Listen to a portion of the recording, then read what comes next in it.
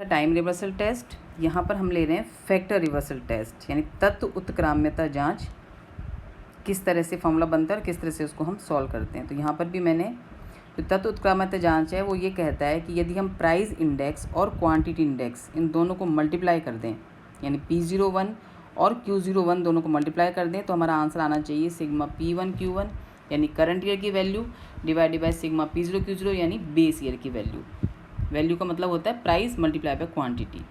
तो हमारा base year की वैल्यू और करंट ईयर की वैल्यू का हमारा आंसर आनी चाहिए यदि हम प्राइस इंडेक्स और क्वांटिटी इंडेक्स को मल्टीप्लाई कर देते हैं। यहाँ पे एग्जांपल मैंने वही लिया है पिछला वाला, तो यहाँ पर अपना वही हो जाएगा।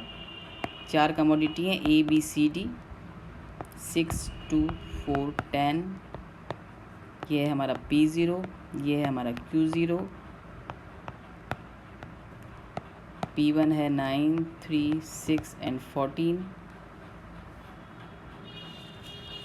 और Q1 है हमारा 55 125 65 एंड 25। तो यहाँ पर हम मल्टीप्लाई करके फर्स्ट निकालेंगे P1 Q0 P0 Q0 P1 Q1 P0 Q1।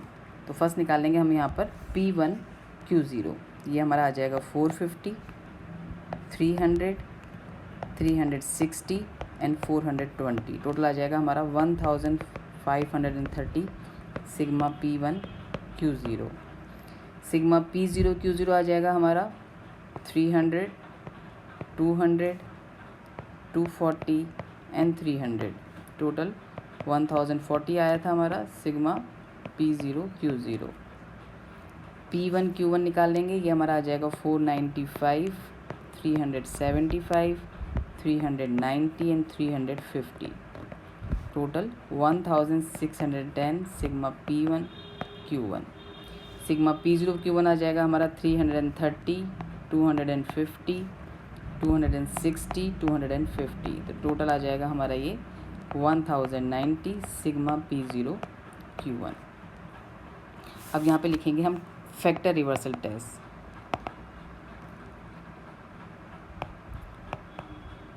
Factor reversal test.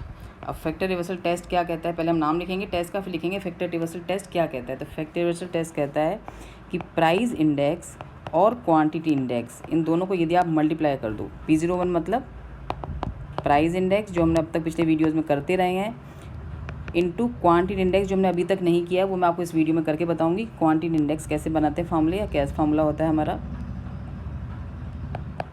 Quantity index यदि आप इन दोनों को मल्टीप्लाई कर देंगे तो ये बराबर होना चाहिए sigma P1 Q1 divided by sigma P0 Q0 के लिए। तो यहाँ पर हमारा जो फॉर्मूला हो जाएगा, पहले हम P01 का फॉर्मूला लिखेंगे। तो यहाँ पर आपका हो जाएगा टेस्ट के लिए P01 का फॉर्मूला हमें पता ही है, हम बनाते रहे फिशर का फॉर्मूला। तो पहले हम बना लेते हैं यहाँ पे फिशर का फॉर्मूला प्राइस इंडेक्स का। Sigma P1 Q0 divided by sigma P0 Q0 multiplied by sigma P1 Q1 divided by sigma P0 Q1।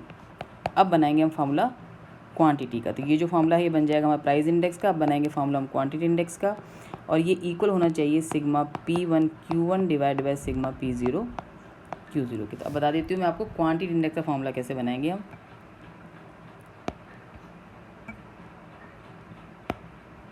तो यहाँ पर क्वांटिटी इंडेक्स यानी Q01। तो Q01 का जो बेसिक फार्मूला है वो अपना होता है sigma Q1 upon sigma Q0 into 100। यहाँ सारे फार्मूले आपको याद करने के बजाय बनाने का तरीका सीखो, ट्रिक किस तरह से फार्मूला बन रहा है, तो ईजी रहेगा। अदरवाइज़ इतने फार्मूले याद रख पाना और सही कर पाने में गलती होने के चांसेस हो सकते हैं। तो जैसे प्राइस इंडेक्स का बेसिक फार्मूला था हमारा sigma P1 upon sigma P0 into 100, वैसे यहाँ पे जो क्वांटिटी इंडेक्स का बेसिक फार्मूला है वो है sigma Q1 upon sigma Q0 into 100। अब देखिए वेटेड कैसे बनाएंगे हम। तो वेटेड बनाने के लिए जैसे फर्स्ट फार्मूला है वो हमारा लेस पेयर का था, तो लेस पेयर का सॉल्व करेंगे तो लेस पेयर वेट देता है बेस ईयर का।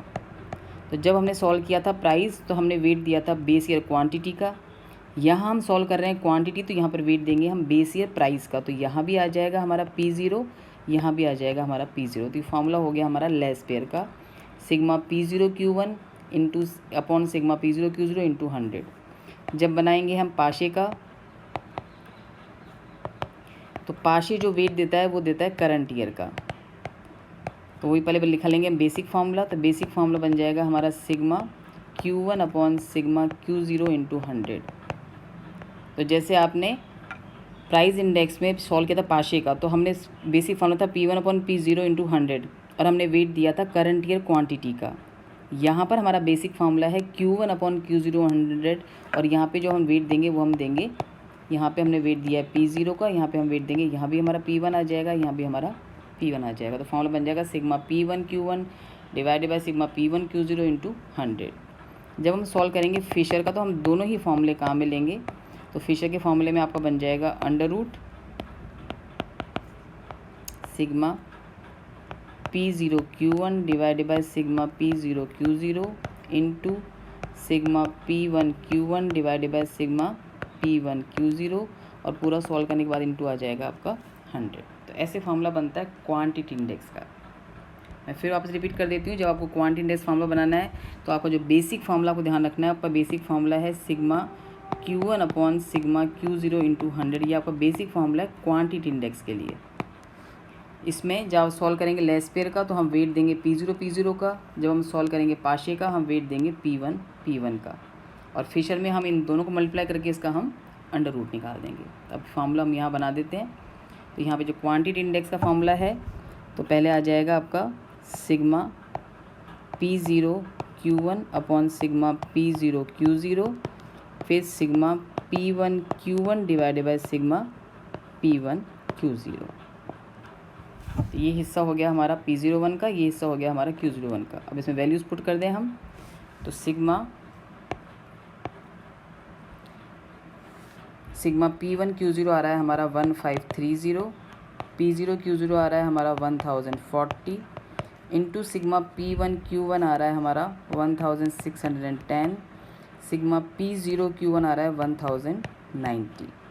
ऐसे sigma P0 Q1 1090, sigma P0 Q0 1040, sigma P1 Q1 1610, sigma P1 Q0 1530। ये बराबर होना चाहिए सिग्मा P1 Q1 यानी 1610 divide by sigma P0 Q0 यानी 1040 के बराबर होना चाहिए।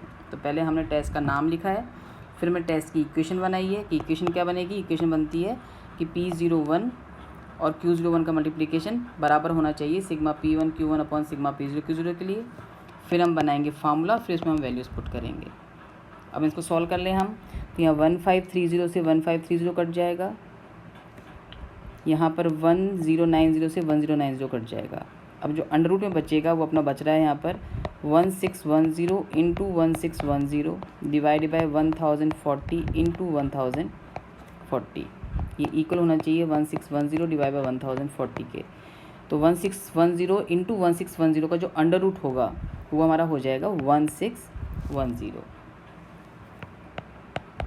और 1040 इंटू 1040 का जो अंडर रूट है ये हो जाएगा हमारा 1040 और यही हमारा होना चाहिए।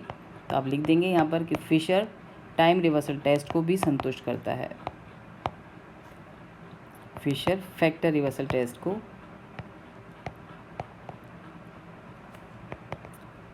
को भी संतुष्ट करता है, इसलिए हम फिशर के फॉर्मूले को आइडियल इंडेक्स नंबर बोलते हैं।